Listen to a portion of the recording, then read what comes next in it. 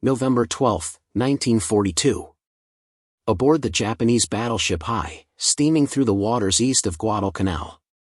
Commander Takeshi Yamada stood on the navigation bridge, his hand resting on the cold steel railing as he watched the pre-dawn darkness give way to the first hints of light.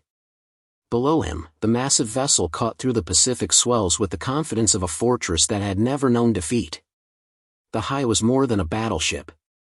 She was a symbol of Imperial Japanese naval supremacy, a 36,000-ton declaration that the Emperor's fleet ruled these waters absolutely and without question. Before we jump back in, tell us where you're tuning in from, and if this story touches you, make sure you're subscribed, because tomorrow, I've saved something extra special for you.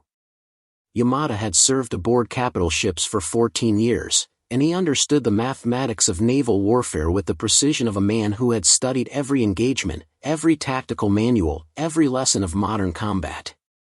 The Hiei mounted 8 14-inch main guns capable of hurling 1,400-pound shells nearly 25 miles. Her armor belt was 16 inches thick at the waterline, designed to defeat any torpedo or shell that the Americans could bring to bear. Her anti-aircraft batteries consisted of 16 5-inch dual-purpose guns, 20 25mm machine cannons, and countless smaller weapons. She was, by every calculation that mattered, invulnerable to air attack by anything short of a massed formation of heavy bombers, and even then, only if those bombers achieved perfect conditions and suffered catastrophic losses in the attempt. The American torpedo bombers were a known quantity, and that knowledge bred contempt throughout the Japanese fleet. The Douglas TBD Devastator had been slaughtered at Midway 6 months earlier, proving what Japanese naval aviators had always believed. Torpedo attack against a modern battleship was suicide. The approach speed was too slow, the torpedo drop had to occur too close to the target, and the defensive fire from a capital ship was too intense. At Midway, American torpedo squadrons had achieved exactly 1 hit while losing 41 aircraft. The mathematics were brutally simple. Torpedo bombers died, and battleships survived. What Commander Yamada did not know, as he watched the sun begin to rise over the Solomon Islands on that November morning, was that the Americans had learned from their disasters.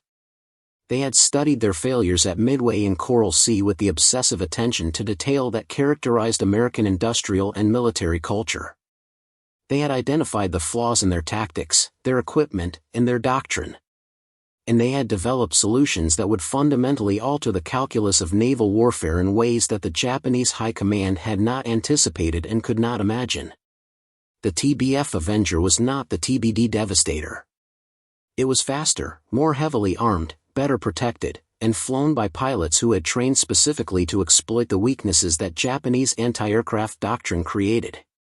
But more importantly, the Avenger carried the Mark 13 torpedo, a weapon that had been redesigned, retested, and refined until it could be dropped from higher altitudes, at higher speeds, and from angles that the Japanese defensive calculations had never accounted for.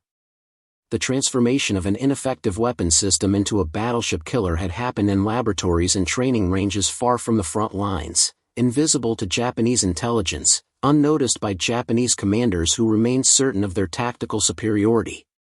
Commander Yamada's confidence was shared throughout the combined fleet. Vice Admiral Hiroaki Abe, commanding the bombardment force of which Hiei was the flagship, had received his orders with the calm assurance of a man who knew his ships were invincible against the forces arrayed against them. The mission was straightforward. Steam into Iron Bottom Sound, bombard Henderson Field on Guadalcanal with overwhelming firepower, destroy the American aircraft based there, and deny the Americans the ability to support their ground forces. The presence of American torpedo bombers at Henderson Field was noted in intelligence reports but dismissed as irrelevant. Battleships did not fear torpedo bombers. The experience of the entire war had proven this beyond doubt. But across the water, at Henderson Field, a very different assessment was being made. Lieutenant Commander William Thompson stood in the operations tent, studying the reconnaissance reports that had just come in. Thompson was 29 years old, a 1935 graduate of the Naval Academy who had spent the years before the war flying every type of aircraft the Navy possessed. He had survived the chaos of the early war months by a combination of skill, luck, and the brutal education that came from watching better pilots die because their equipment failed or their tactics were flawed. He commanded Torpedo Squadron 8 Detachment at Henderson Field, 15 TBF Avengers and 45 men who had arrived 3 weeks earlier with orders to interdict Japanese shipping and support ground operations. The report was stark. 2 Japanese battleships, multiple cruisers and destroyers, steaming directly toward Guadalcanal with obvious intent to bombard the airfield. The battleships were identified as Congo-class, which meant heavy armor, massive firepower, and anti-aircraft batteries designed to create killing zones that no aircraft should survive. Thompson had read the after-action reports from Midway. He knew what happened to torpedo squadrons that attacked battleships in daylight with inadequate support. He knew the odds, understood the mathematics, and recognized that everything in his training and experience suggested that a torpedo attack against these ships would result in the destruction of his squadron with minimal chance of success. He also knew he had no choice. Henderson Field was the only operational American airbase within range of the Japanese fleet. If those battleships reached their bombardment position, they would reduce the airfield to rubble, destroy the aircraft, kill the personnel, and render impossible the American defense of Guadalcanal. The Marines fighting in the jungle depended absolutely on air support from Henderson Field. Without that support, they would be overrun, and the entire Guadalcanal campaign, the first American offensive of the war, would end in defeat. Thompson walked out of the operations tent and gathered his pilots. They stood in a rough circle in the pre-dawn darkness, men barely visible in the dim light from the tent behind them. Most were in their early 20s. Several had been flying combat missions for less than a month. All of them understood what was being asked. Thompson did not offer false encouragement or unrealistic assessments of their chances. He had learned early that pilots respected honesty more than optimism. "The situation is straightforward," Thompson told them, his voice carrying clearly in the still air. "2 Japanese battleships are heading toward us with intent to destroy this field. We are going to stop them. The Japanese believe that battleships are invulnerable to torpedo attack, and 6 months ago they would have been correct. But we are not flying Devastators, and we are not using the same tactics that got our predecessors killed at Midway. We have trained for exactly this mission. We know how to approach, how to coordinate our attacks, and how to exploit the defensive gaps that Japanese anti-aircraft doctrine creates. The Mark 13 torpedo has been fixed. It works. It will run true, it will run deep, and it will detonate on impact. Our job is to put those torpedoes into those battleships before they reach bombardment range of this field." He paused, looking at each man in turn. "Some will not come back. That is the reality of what we are about to do. But if we succeed, we save this field, we save the Marines, and we prove that the Japanese are not invincible. We prove that American innovation and American courage can overcome any advantage the enemy possesses. Are there any questions?" There were no questions. The pilots dispersed to their aircraft, moving with the deliberate efficiency of men who had trained for this moment and understood exactly what was required. Thompson walked to his own Avenger, aircraft number 8T1, and began his pre-flight inspection. The TBF Avenger was a substantial aircraft, far larger and heavier than the Devastator it had replaced. It carried a crew of 3, mounted defensive machine guns, and could absorb significant battle damage and continue flying. The torpedo suspended in the bomb bay was the Mark 13, a weapon that had been a disaster in the early months of the war but had been transformed through intensive engineering work into a reliable and deadly system. The Mark 13 had originally suffered from a catalog of failures. It ran too shallow, broached the surface, ran in circles, or simply refused to detonate on impact. American torpedoes in the first year of the war had a failure rate approaching 50%, a catastrophic inadequacy that had resulted in missed opportunities and unnecessary deaths.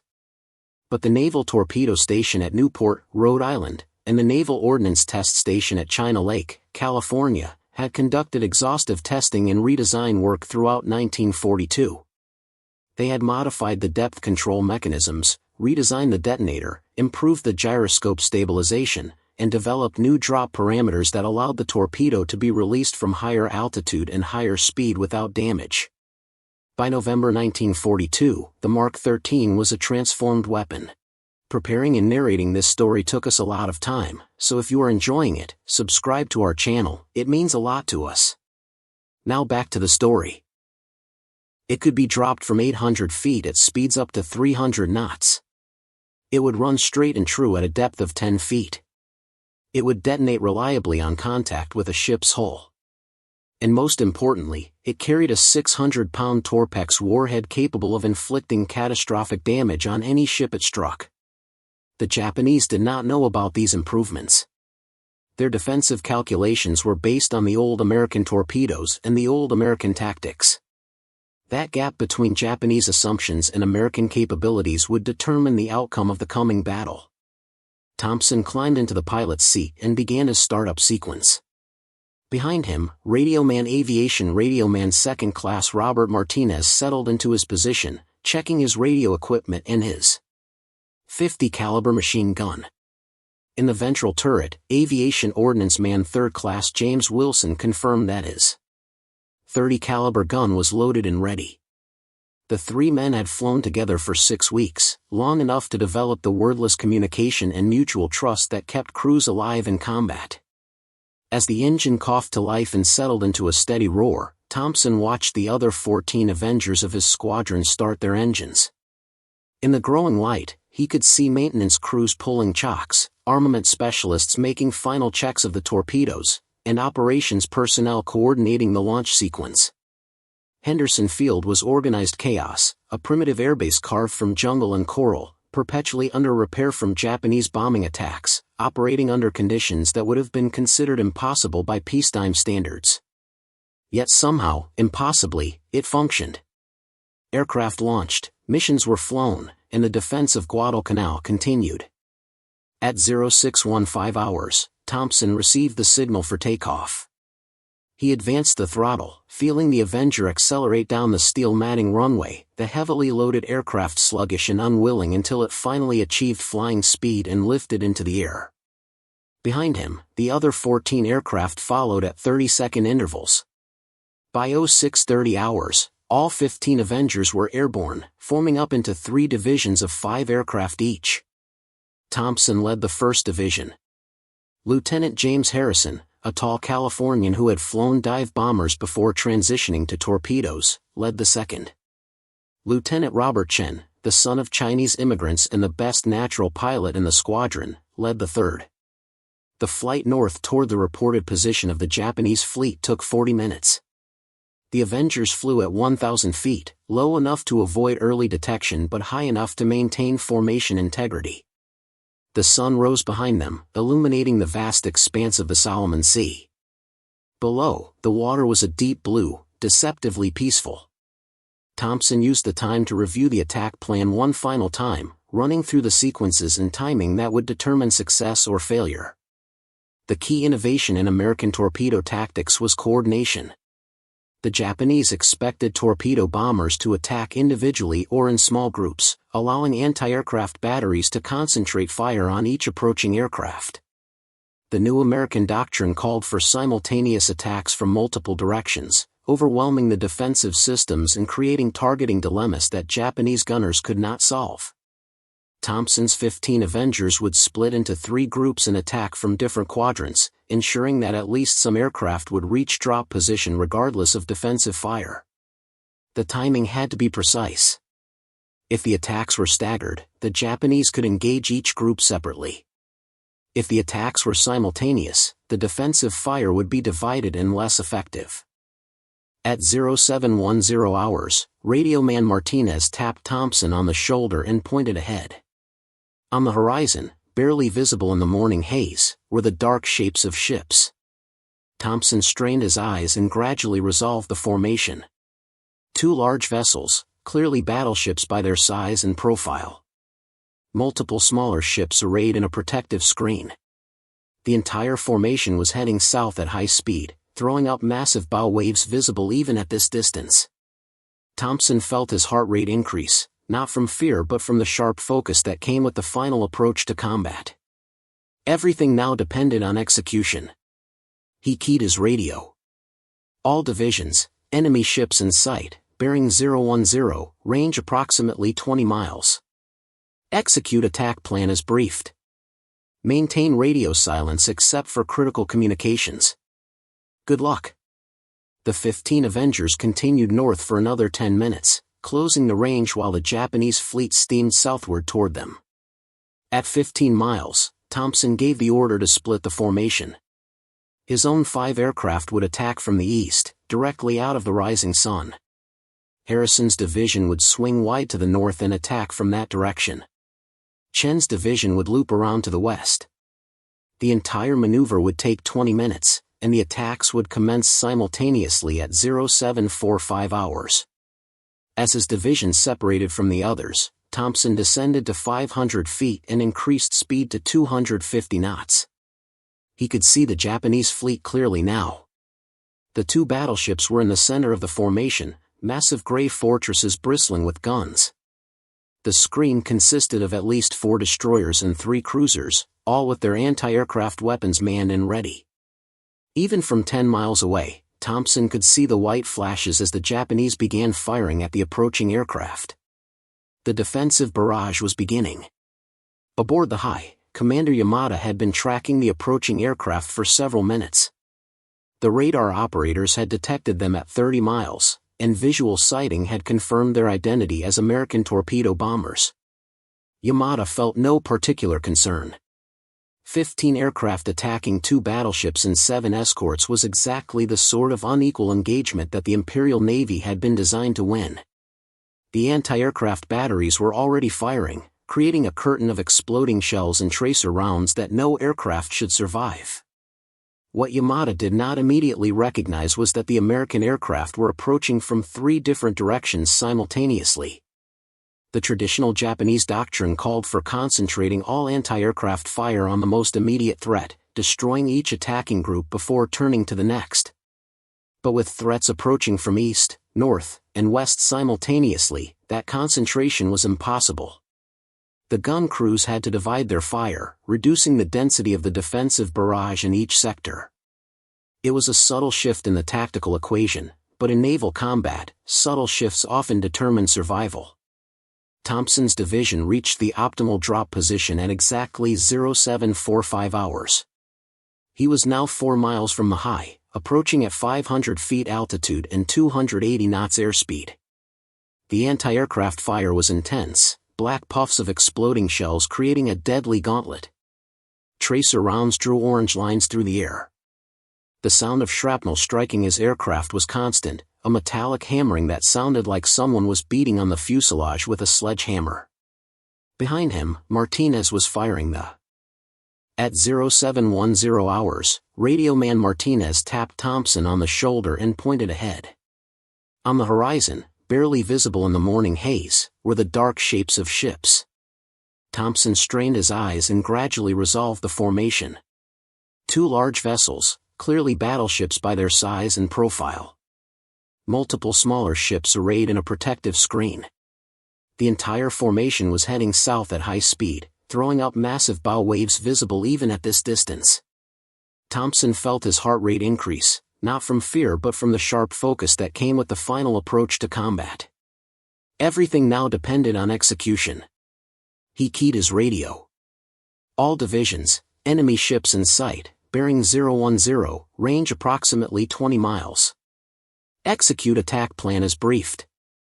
Maintain radio silence except for critical communications. Good luck. The 15 Avengers continued north for another 10 minutes, closing the range while the Japanese fleet steamed southward toward them. At 15 miles, Thompson gave the order to split the formation. His own 5 aircraft would attack from the east, directly out of the rising sun. Harrison's division would swing wide to the north and attack from that direction. Chen's division would loop around to the west. The entire maneuver would take 20 minutes, and the attacks would commence simultaneously at 0745 hours. As his division separated from the others, Thompson descended to 500 feet and increased speed to 250 knots. He could see the Japanese fleet clearly now.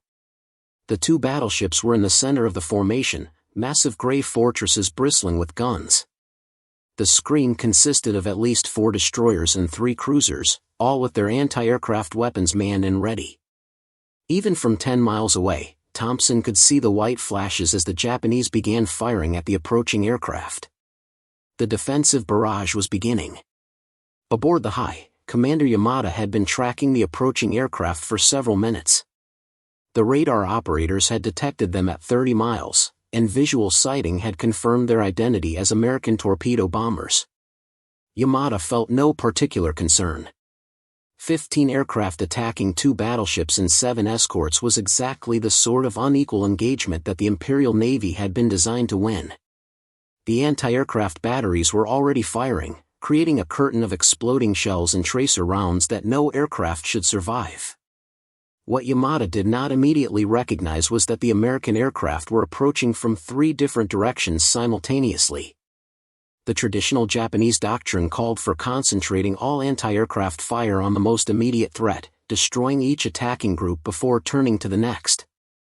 But with threats approaching from east, north, and west simultaneously, that concentration was impossible. The gun crews had to divide their fire, reducing the density of the defensive barrage in each sector. It was a subtle shift in the tactical equation, but in naval combat, subtle shifts often determine survival. Thompson's division reached the optimal drop position at exactly 0745 hours. He was now 4 miles from the Hiei, approaching at 500 feet altitude and 280 knots airspeed. The anti-aircraft fire was intense, black puffs of exploding shells creating a deadly gauntlet. Tracer rounds drew orange lines through the air. The sound of shrapnel striking his aircraft was constant, a metallic hammering that sounded like someone was beating on the fuselage with a sledgehammer. Behind him, Martinez was firing and most critically, the flooding was uncontrollable. The mathematical certainty of battleship invulnerability was being revised in real time by the physical reality of 6 massive holes below the waterline. Commander Yamada stood on the bridge, watching his ship die. The deck was listing noticeably to port. The forward sections were settling deeper into the water. Smoke was pouring from damaged ventilation systems. The entire ship was losing electrical power, and emergency lighting was failing. He had trained for this scenario in theory, but the reality was far more chaotic and uncontrollable than any simulation had suggested. Within 15 minutes of the torpedo attack, it was clear that the Hiei was doomed. The order to abandon ship would have to be given. But even as the Hiei began her final descent into the waters off Guadalcanal, the immediate tactical mission had failed catastrophically. The bombardment of Henderson Field would not occur. The American airbase would continue operating. The Marines would retain their air support. And the Japanese offensive to retake Guadalcanal had suffered a blow from which it would never fully recover. Thompson's Avenger limped back toward Henderson Field with significant battle damage but all 3 crew members unharmed. Of the 15 aircraft that had attacked the Japanese fleet, 12 returned. 3 had been shot down by anti-aircraft fire, their crews lost. It was a heavy price, 20% casualties, but by the standards of torpedo attacks against capital ships, it was a remarkable success. At Midway, American torpedo squadrons had suffered 80% casualties while achieving minimal results. At Guadalcanal, they had achieved 70% survival while sinking a battleship. As Thompson brought his damaged aircraft in for landing, feeling the controls respond sluggishly to his inputs, he reflected on what had just occurred. The Japanese had been right that torpedo attacks against battleships were nearly suicidal. But they had failed to account for American adaptability, for the engineering improvements that transformed the Mark 13 into a reliable weapon, and for the tactical innovations that made coordinated attacks possible. The mathematics of naval warfare had been rewritten, not by some revolutionary technology, but by systematic analysis of failure, incremental improvement of equipment, and intelligent modification of tactics. The Hiei sank on the evening of November 13, 1942, the first Japanese battleship lost in the war. Her sinking sent shockwaves through the combined fleet. If battleships could be sunk by torpedo bombers, then the fundamental assumptions about naval combat were wrong. If the Americans had solved the problems that had plagued their torpedo attacks earlier in the war, then every Japanese capital ship was vulnerable. The psychological impact on Japanese naval commanders was profound and lasting. But that was only the beginning of the story. The tactical success at Guadalcanal was built on months of unseen work by engineers, ordnance specialists, and training officers who had identified the weaknesses in American torpedo warfare and systematically addressed them. The transformation of the TBF Avenger from just another torpedo bomber into a battleship killer required not just better equipment but a fundamental rethinking of how to employ that equipment under combat conditions. The story of how that transformation occurred, and how it changed the course of the Pacific War, was about to unfold in ways that neither the Japanese nor the Americans fully understood on that November morning. The sinking of the Hiei was not an isolated success but the opening chapter of a campaign that would ultimately render Japanese capital ships obsolete and give American naval aviation a decisive advantage that the Imperial Navy could never overcome. The transformation that made the Hiei's destruction possible had begun 9 months earlier in laboratories thousands of miles from combat. Captain Daniel Forrester stood in the testing facility at Naval Ordnance Test Station, China Lake, watching another Mark 13 torpedo tumble uselessly through the water tank. The weapon had been dropped from the correct height at the correct speed, yet it dove too deep, struck the tank bottom, and failed to arm properly. It was the 47th consecutive failure in a testing program that had consumed 3 months and produced 0 successful results. Forrester was a career ordnance officer who had spent 2 decades working on weapons systems, but the Mark 13 torpedo represented the most frustrating challenge of his professional life. The weapon worked perfectly in controlled conditions. Drop it gently into calm water from a stationary platform, and it performed flawlessly. But drop it from a moving aircraft at combat speeds and altitudes, and it failed catastrophically. The physics were complex, involving hydrodynamics, gyroscopic stability, detonator sensitivity, and a dozen other variables that interacted in unpredictable ways. The problem was urgent beyond measure. American torpedo bombers were dying in combat because their weapons did not work. At Coral Sea in May 1942, torpedo squadrons had attacked Japanese carriers and achieved minimal results despite heavy losses. At Midway in June, the slaughter had been even worse. 41 aircraft lost, 1 torpedo hit achieved. The pilots were brave, the tactics were sound, but the weapons failed. Forrester knew that every day of delay meant more dead aviators and more missed opportunities to damage the Japanese fleet. He assembled a team of civilian engineers, Navy ordnance specialists, and experienced torpedo pilots who could explain exactly what happened during combat drops. They began systematic testing, varying 1 parameter at a time and documenting every result. They discovered that the Mark 13's wooden tail stabilizers shattered on water impact at high speeds, causing the torpedo to tumble. They found that the depth mechanism was too sensitive and would drive the weapon too deep if entry angle was even slightly off. They learned that the contact detonator was both too sensitive, causing premature detonations, and not sensitive enough, failing to fire on valid impacts. Each problem required its own solution. The wooden stabilizers were replaced with metal box ring assemblies that could withstand high-speed water entry. The depth mechanism was recalibrated and equipped with better damping to prevent overcorrection. The detonator was completely redesigned using a more reliable contact switch. The gyroscope was upgraded to maintain course stability through violent water entry. And critically, they developed a drag ring that slowed the torpedo during its fall through the air, allowing it to be dropped from higher altitudes and higher speeds without damage. By September 1942, the redesigned Mark 13 was ready for operational testing. Forrester personally supervised drops from increasingly realistic combat conditions. The weapon performed reliably. It could be released from 800 feet at 300 knots. It entered the water cleanly, ran at the correct depth, maintained its course, and detonated on contact. The transformation was complete. The weapon that had been a liability was now genuinely dangerous. But hardware improvements alone were insufficient. The tactical employment of torpedo bombers needed to change as well. Lieutenant Commander Richard Walsh, stationed at the Torpedo Training Facility in Norfolk, Virginia, had been analyzing combat reports and developing new attack doctrines. Walsh was a former torpedo squadron commander who had survived the early battles and understood exactly why American attacks had failed. The fundamental problem was concentration of defensive fire. Japanese warships had excellent anti-aircraft systems, but those systems could only engage a limited number of targets simultaneously. When American torpedo bombers attacked in small groups or in sequence, Japanese gunners could concentrate overwhelming fire on each group, shooting down most aircraft before they reached drop position. Walsh's solution was simultaneous multi-axis attacks.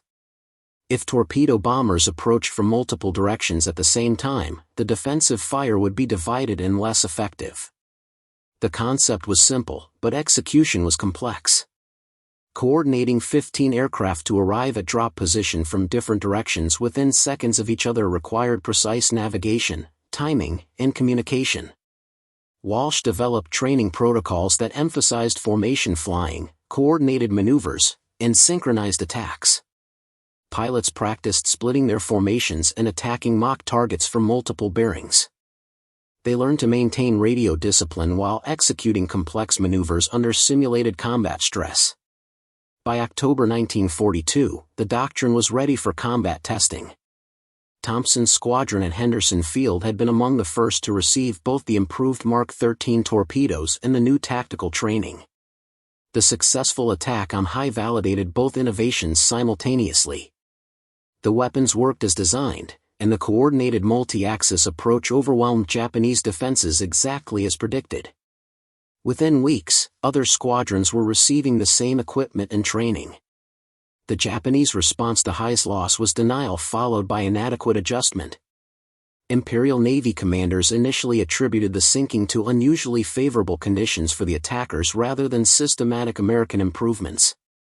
When subsequent attacks produced similar results, Japanese defensive doctrine was modified to improve coordination between gun batteries, but the fundamental vulnerability remained. Battleships and heavy cruisers could not defend simultaneously against coordinated attacks from multiple directions. The mathematics of the tactical problem had shifted decisively in favor of the attackers.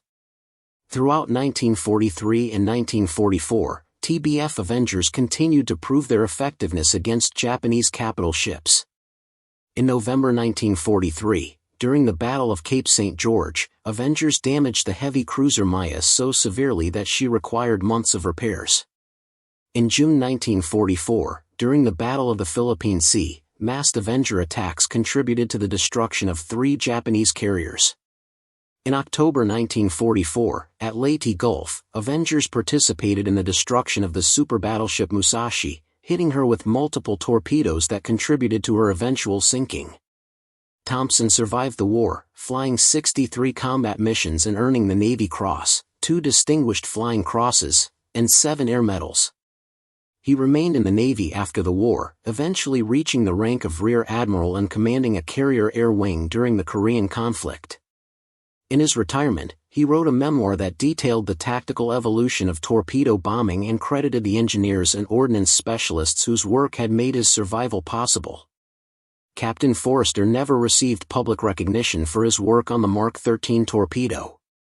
His contributions were classified throughout the war and remained little known afterward. But within the naval ordnance community, he was revered as the man who had solved the torpedo problem and given American aviators a weapon that actually worked. He retired in 1952 after 30 years of service, knowing that his technical work had directly contributed to victory in the Pacific. The legacy of the TBF Avenger and the improved Mark 13 torpedo extended far beyond individual battles. The combination proved that systematic analysis of failure, engineering innovation, and tactical adaptation could overcome seemingly insurmountable advantages. The Japanese had possessed superior battleships, superior anti-aircraft systems, and years of combat experience.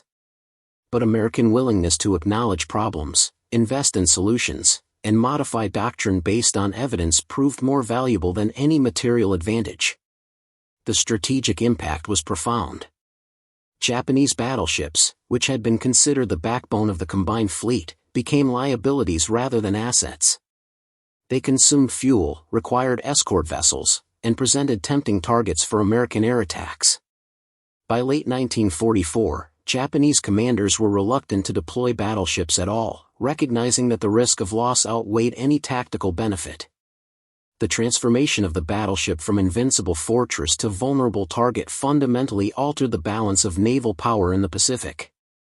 Thompson's 15 Avengers had climbed into the dawn sky on November 12, 1942, knowing they faced a nearly impossible mission.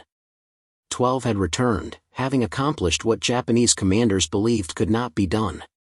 The courage of those aviators was undeniable, but their success was built on months of unglamorous work by engineers and trainers who had identified problems, developed solutions, and ensured that when courage met opportunity, the weapons would actually work.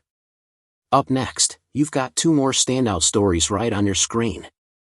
If this one hit the mark, you won't want to pass these up. Just click and check them out.